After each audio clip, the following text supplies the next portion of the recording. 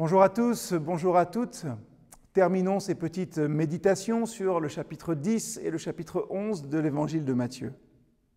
Et le texte d'aujourd'hui nous redit quelque chose de très important. La sagesse humaine est insuffisante pour comprendre Dieu. La connaissance divine, celle qui sauve, elle ne peut venir que de Dieu lui-même. Les sages, les intelligents étaient aveuglés par leur savoir et leur sagesse, et c'était aux enfants finalement, un terme qui veut dire des gens humbles, des gens marginalisés, que Dieu fait connaître les vérités concernant Jésus et sa mission. Et le grand drame que souligne le texte que nous lisons aujourd'hui, c'est que la sagesse des érudits, des savants d'Israël se fondait sur la loi, la parole même de Dieu, celle qu'il leur avait transmise.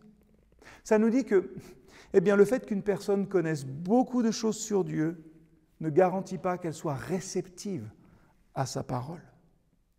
Matthieu indique que Jésus est le seul moyen de connaître Dieu. Il est important de redire aujourd'hui que Jésus-Christ est le seul chemin permettant de parvenir à une vraie connaissance de Dieu le Père.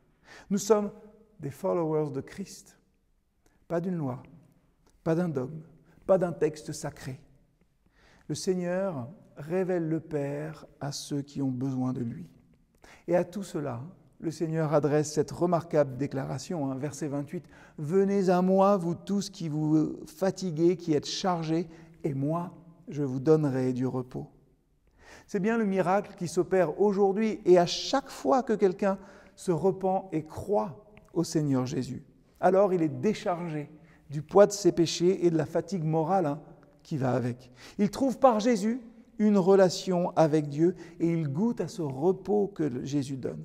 C'est la paix qu'il a faite, Christ, par le sang de la croix. La conscience est en paix quand elle se sait justifiée devant Dieu. Et on recherche cette paix bien souvent dans des tas de choses, dans des choses qui ne peuvent ni nous rassasier, ni nous contenter, ni nous donner un repos véritable. Mais Christ est venu apporter le repos. L'homme qui est encore dans ses péchés porte son fardeau, mais le croyant les a laissés au Seigneur, aux pieds de celui qui seul peut donner le repos. Jésus, il a d'abord connu ce repos-là avant de jouir du deuxième. Vous retrouverez le repos de vos âmes, verset 29.